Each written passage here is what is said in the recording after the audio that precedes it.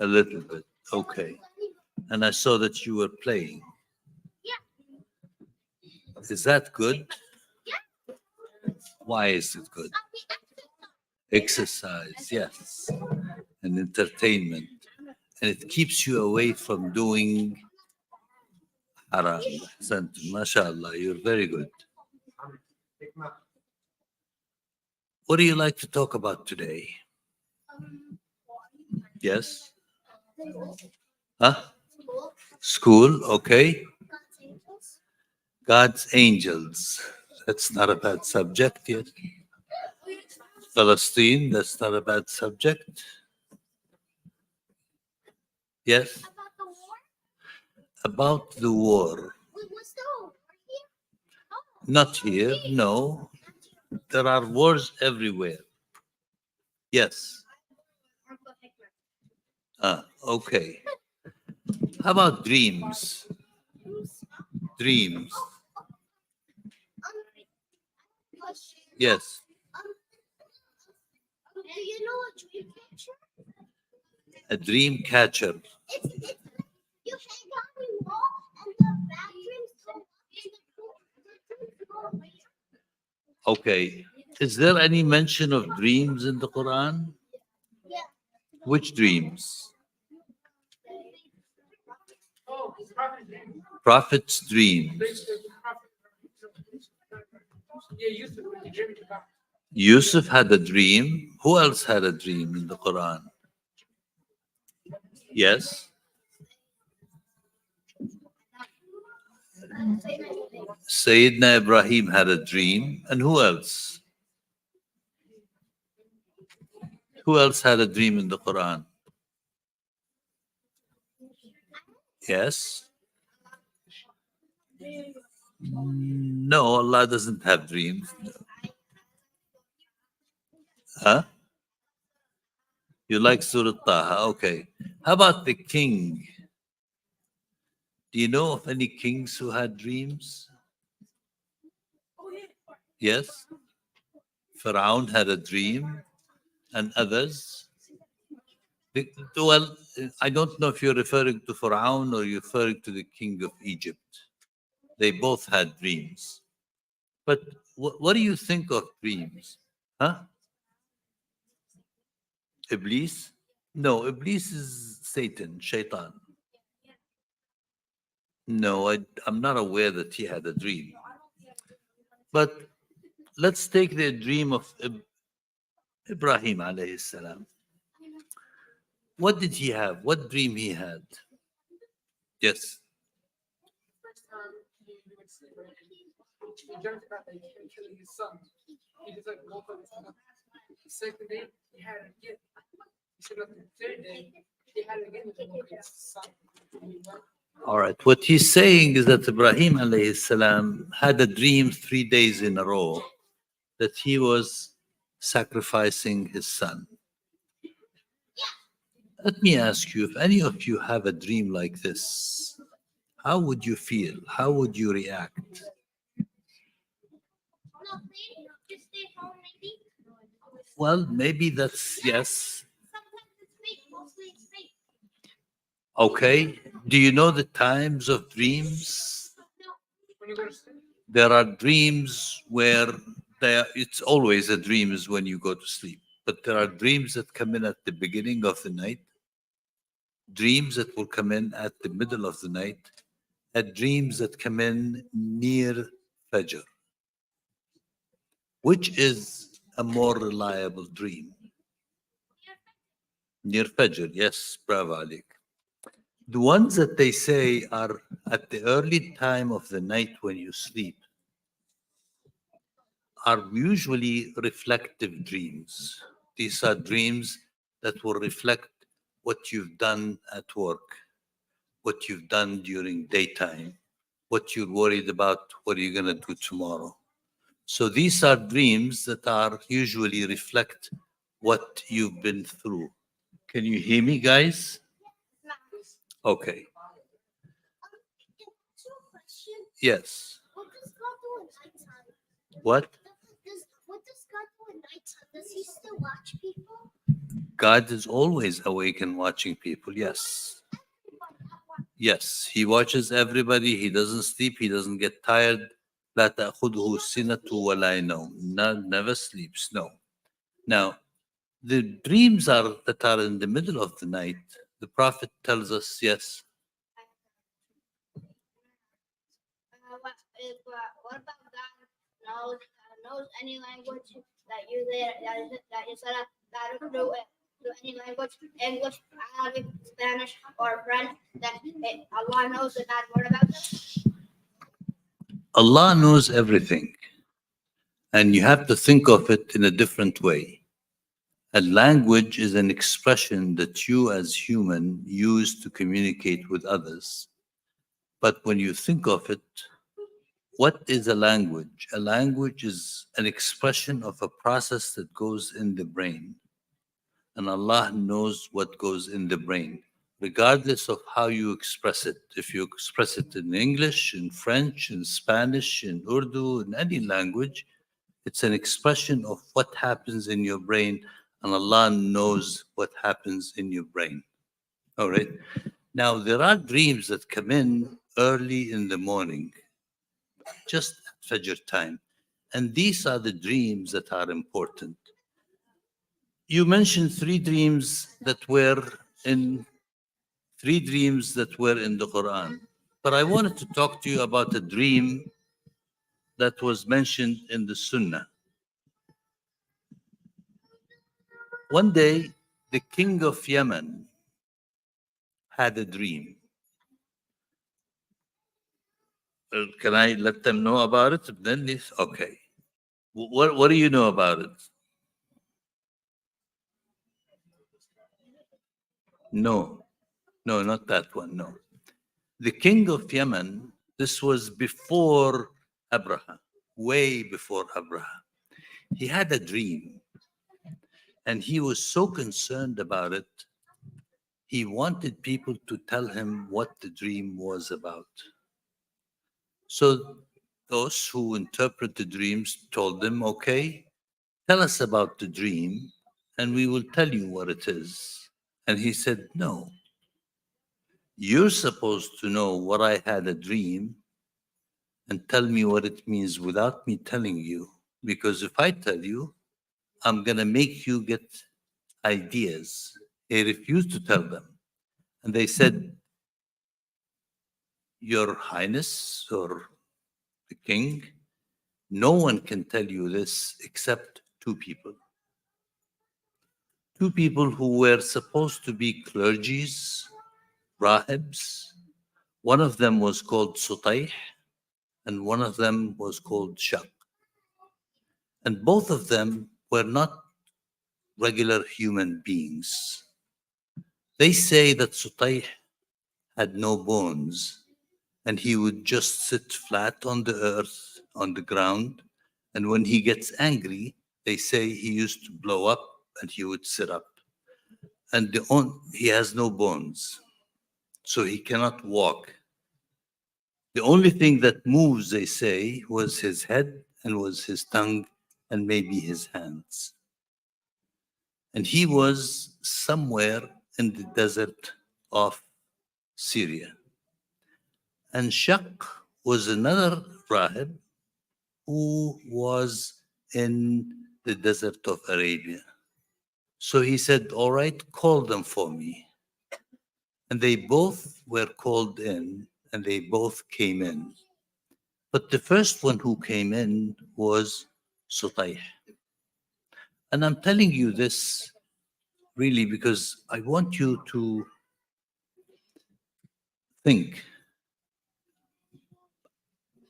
Maybe there is no exact lesson that we can learn from it, but what you can learn from it is how to process the thinking. If you have a dream, what do you make out of the dream? Because some of these dreams are lessons from Allah and communications from Allah for you, how to run your life, how to do things. So Sutayh came in first. And Sutayh told the king, tell me about your dream. And the king told him, no, you're supposed to tell me what the dream means without me telling you what the dream. And he said, aha, I know what you had. And he told him basically the dream that he had. And what is the dream that he had? He told him, you saw a Jamra. He talks. His head, his tongue, and his hands, he used to talk. Yes. So he told him, you saw something that's like a fire, a ball of fire, coming from the darkness, and it would hit every jumjuma. And jumjuma is the skull. That means everything that's living. And he told him the area from one area to another, it will hit that area and it will affect it from this part to this part of Yemen. And the king was annoyed, was saddened, was worried. And he told him, is this going to happen at my time or later on? And he told him, no, it's going to happen 60 or maybe 70 years later. So he mentioned 60 or 70 years later. And then he told him, okay, when that happens, how long are they going to stay? And he said, it's going to last for about 70 years. So you think first you have 60 to 70 years, and then another 70 years. And he said, what's going to happen after 70 years? He said, a young man will come and he will change things back.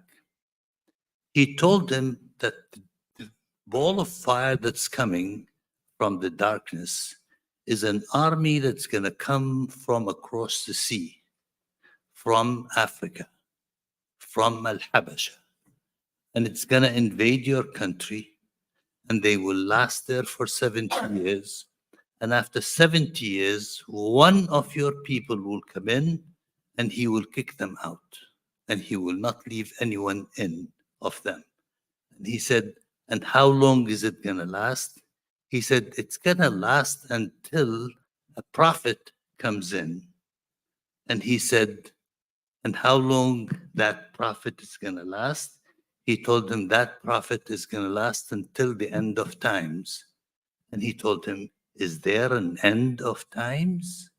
And he said, yes. That's when everybody will be called for, and everybody will be resurrected, and everybody will be asked about what they have done, and they will either be punished or rewarded. That's the first man, Sutayh. He came to him. So I want you to think here, he's talking about 60 or 70 years later, and then that is going to last for 70 years. And then you're going to have this young man who's going to come and kick the army out, and then a prophet will come. So we're talking about 60 or 70 plus 70, maybe plus another 40, 50 or 60 or 70 years. You're talking about how much? It's like Almost 200 years. Almost 200 years. 70 and 70 is 140. And then another 40 to 70. So you're talking about 200 to 210 years. That is longer than the life of any one of us.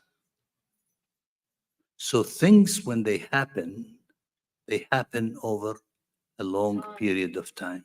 Yes. Now, after that, the other rahib comes in. Shaq comes in.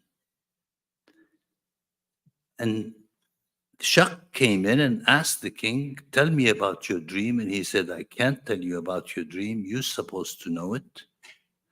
And he tells him basically the same thing that Sutayh told him. And he told him again the same duration. Both of these people were rahibs, someone who has knowledge of revelations, someone who has knowledge of what Allah has revealed to mankind. Because Allah has revealed to mankind things from a very long time. Now, let's go back to the stories that you mentioned. Yusuf had a dream, alayhi salam. What was his dream? Yes. Yes. He saw 11 stars, the sun and the moon, praying for him or prostrating for him. That happened when he was how old? 7? No. Maybe 7? Yes, around that time. And his father told him, keep it quiet. Don't tell anybody. Why? Because his brothers would have gotten jealous. They thought that his dad loved his younger brothers more. Yes, that's one thing, but these are the children of a prophet. And each one of them was hoping that he would be the prophet after Yaqub. If they know that Yusuf had that dream, they would think that Yusuf is going to be the prophet, and they may therefore try to get rid of him because each one of them wanted to be a prophet himself. You understand? So there was an internal motive behind them. So his father told him to keep it quiet. And how long did it take for Yusuf to realize his dream? Any idea? A couple of days? No. Yes. A couple of? More than a couple of years, yes. No. Over a long period of time. Over a long period of time. You know how long, Ammo? No, not 500, because Yusuf didn't live 500 years, no. But let's see, he had the dream when he was 7, okay? 70,000 years. Not 70,000, no. Well, let's try to see if we can calculate the time. He was about 7 years when he had a dream, or maybe 10 years, or maybe 11 years. But he was a young man. And then he was sold as a slave. And when he grew up, he started to have some problems with his superior. So he must have gone up to be about 18 or 20 years. And then he spent few years in jail. فلبث في السجن بضع سنين. He stayed in jail for بضع سنين. And when you say بضع in Arabic, it means between 3 and 9 years. So let's take it in the middle. Let's say 7 years. Most of the scholars say he's probably stayed for 9. If he stayed for 9, so he must be now between 25 to 29 years. Okay? Yes. Adhan? Oh, sure. Yes.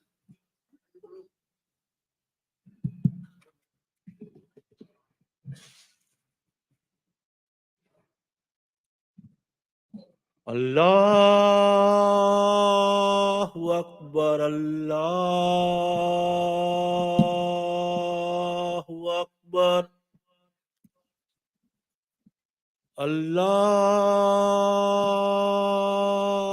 Akbar, Allahu Akbar.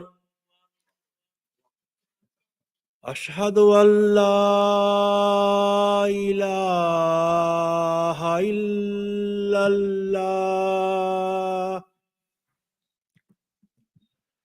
Ashhadu an la ilaha illallah.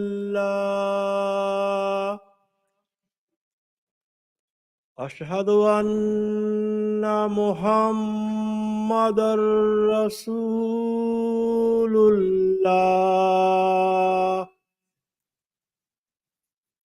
Ashhadu anna Muhammadar Rasulullah.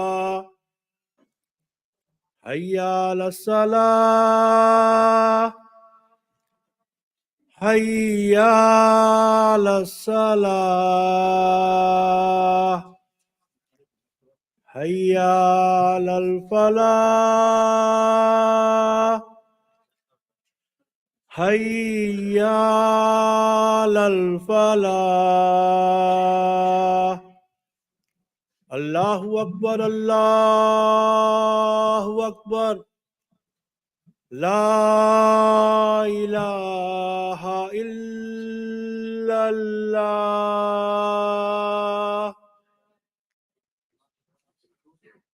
You want to pray first? Or should I finish quickly? Okay. Let's wrap up. What I wanted you really is to think when you read something from the Quran to see how you can calculate things. Allah doesn't tell us that after 25 or 30 years, Yusuf did this, but He will tell us in a way where we have to really think, reflect, and find it. Now, I said he was maybe 18 or 20 when he was put in jail. There was another 9 years, and then you have 7 good years and 7 bad years. This is another 14 years, and after that, he saw his father. So we're talking about at age 29 plus at least 7 years. That means around 34 or 35. That's quite a long time in a man's life where you had a dream and the dream was revealed or understood completely after so many years. So when things happen to you, if something happens to you now, you may have the benefits of that thing years later. If someone falls and breaks his leg may be broken now, but 30 years from now, it may help him.